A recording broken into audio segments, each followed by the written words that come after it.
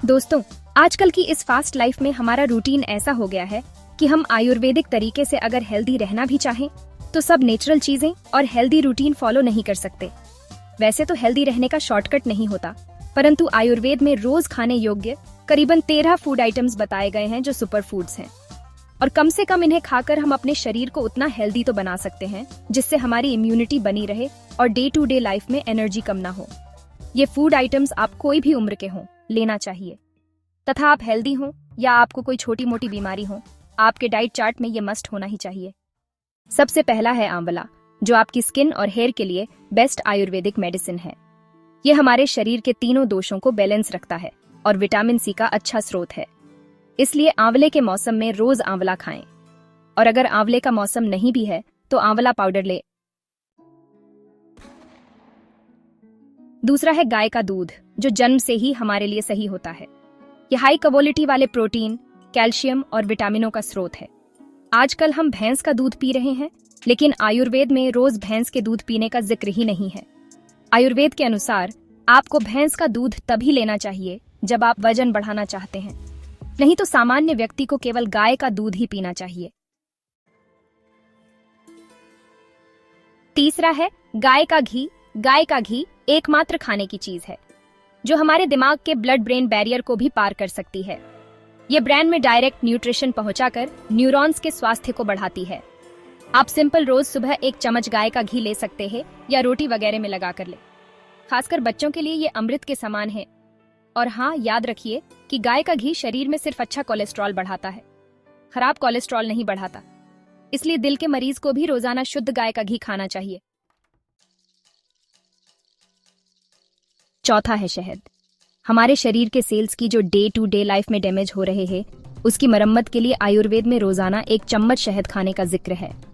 अगर आपका वजन ज्यादा है तो आपको 1 साल पुराना शहद खाना चाहिए, और अगर आपका BMI सही है तो आप ताजा शहद खा सकते हैं।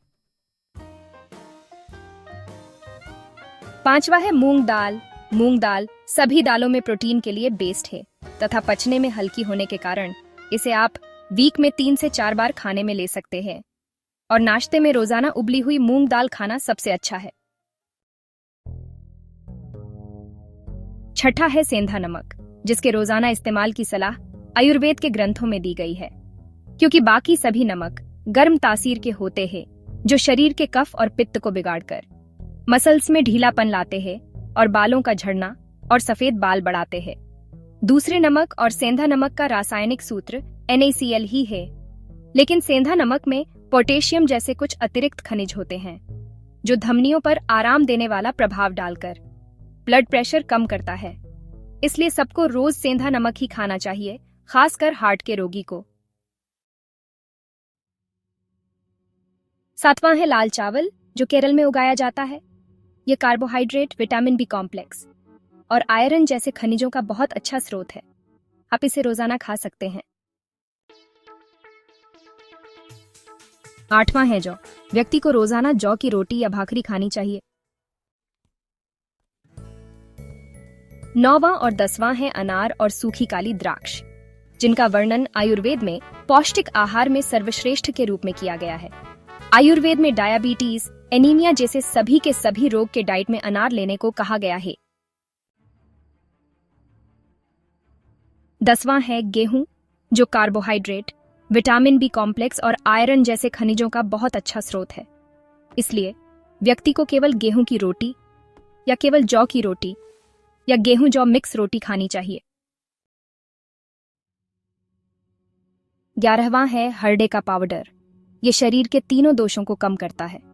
हरड़े का पाउडर न केवल कब्ज में उपयोगी है, बल्कि आयुर्वेद में इसे mother of all Ayurvedic medicine माना जाता है। इसलिए थोड़ी मात्रा में रोजाना हरड़े का सेवन शरीर के लिए बहुत फायदेमंद है।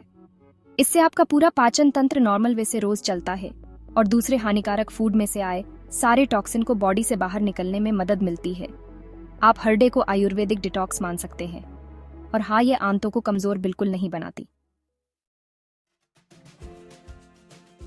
सब्जियों में परवल की सब्जी और बथुआ की भाजी, ये दोनों रोज इस्तेमाल के लिए उत्तम हैं।